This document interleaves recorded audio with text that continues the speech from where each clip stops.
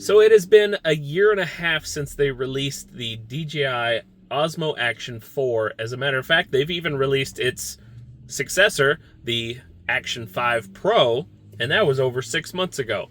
So now that it's 2025, this camera is a year and a half old at this time.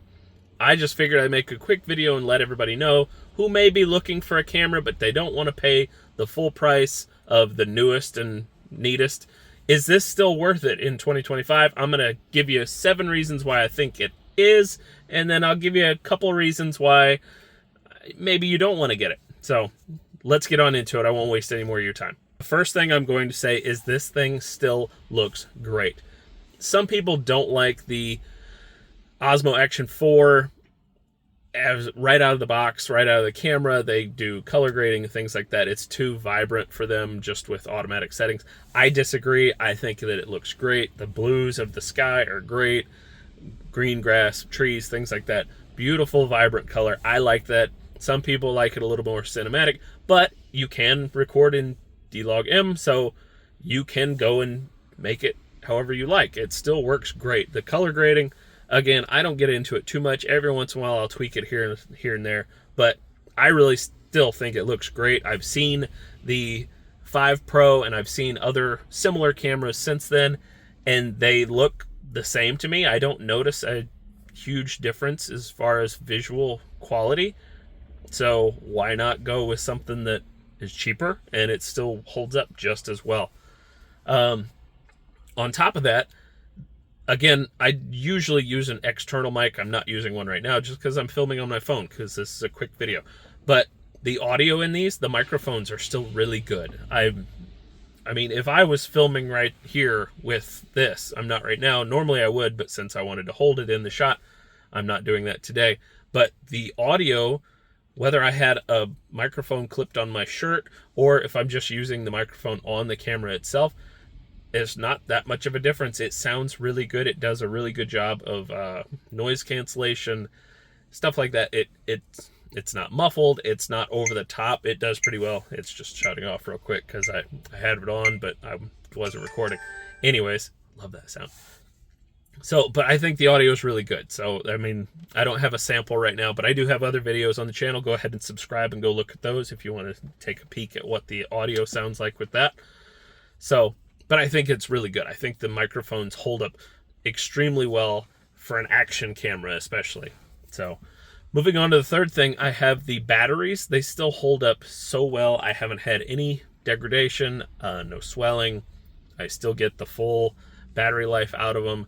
I did get the creator combo that comes with 3 batteries and a charging case. It's really handy. I like it a lot. It does have the little lights on them to show you how charged they are.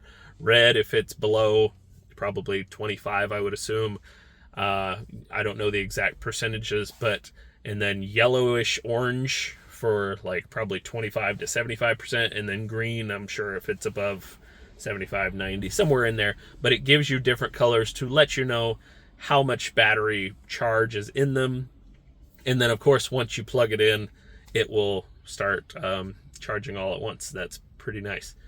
So, again, the batteries are still holding out really, really well. That's another one of the things that I don't really see much of a difference from the 4 to the 5. So, another win in the Action 4 column. The fourth thing I'll say is the magnetic base for this is still super handy. It allows me to very quickly take it off my dash because I do use it as a dash cam. I can throw it on a tripod or I can throw it on a selfie stick and it just clicks into place. It's really great. I actually bought a couple more of these whenever I bought the camera, the little mounts, so that it can so I don't have to just keep taking the same one off of my dashboard or off my selfie cameras, whatever. It is nice that it has the magnetic base in both the bottom and the side, so you can do vertical video. So it pops right on like that, and then it pops off in a second. So that's really handy. I like that a lot. Number 5 is, I mentioned this before, it does have the option to shoot in D-Log-M, but the video is straight out of the camera. So I guess I already touched on that. So that's kind of goes along with number 1. So I guess maybe this is 6 pros and 2 cons, but anyways, move on. So the horizon balance, my next topic is the horizon balance, and the Rocksteady, which is the stabilization software inside the camera, works really, really well. I love the horizon balance. It's not the great one with the Action 5 that you can like spin the thing all the way around and it'll keep the horizon, but I believe it'll keep it at least until you get to like 45 degrees. If you go past that, then it'll obviously lose the horizon, it'll turn with it. But the Rocksteady, the stabilization is great. Again, like I said, I use this for a dash cam all the time in my car. You get on bumpy roads, you're going down the highway, the dash is shaking, the car is shaking. I've got an old car. But whenever you go back and watch the footage, you can't see any of that shaking. And I've taken videos with my phone to show it just shaking before I got new tires. It was pretty rough. But you see the camera is doing like this, but then you look at the footage and you would never tell. It just looks like it's on a gimbal. It's amazing. So again, horizon balance, Rocksteady, stabilization works really, really well. The last pro that I have on my list, let me double check that I'm reading right, is it does overheat, but the best thing I love about this is, I know action cameras, a lot of people complain about them overheating so easily, and this one will overheat, definitely will overheat.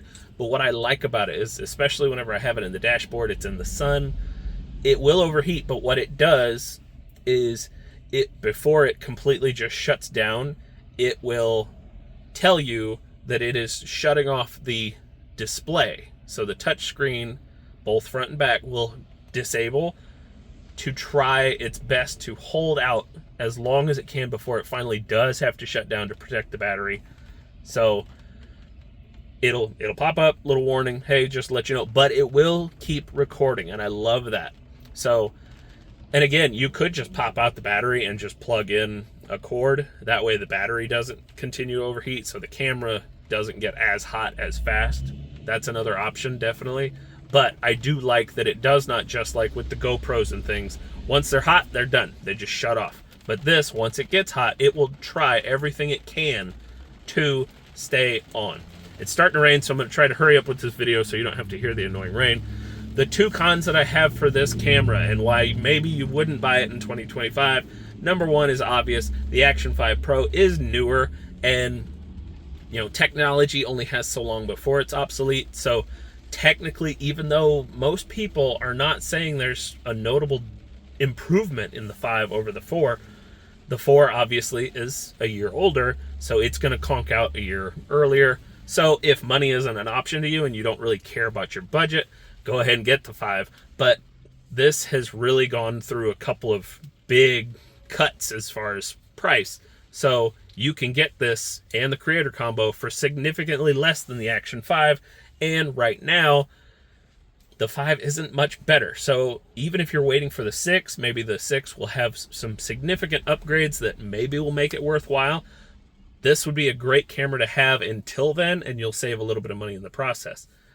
And finally, the last reason that one of the two reasons that I would say not to get the Action 4, and the last thing on my list total in this video, is if you don't need an action camera, but you still want a camera, you're probably going to want to go for the Osmo Pocket 3.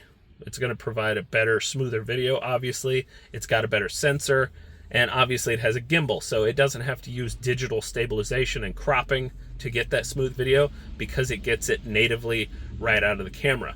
But again, this is an action camera, so you can't really compare them exactly, but it depends on what you use them for. If you're beating them up, you definitely want an action camera. The Action 4 is great for that. If you want smooth video, go for the Pocket 3. But again, those are my 7, maybe 6 pros and my 2 cons. Let me know in the comments what you think of these, and if you are going to be buying the DJI Action 4 in 2025 while you're watching this, I do have an affiliate link down in the description. It would help out the channel a great deal if you would buy it from there. And I will see you on the next video. Thank you for watching. I love you guys.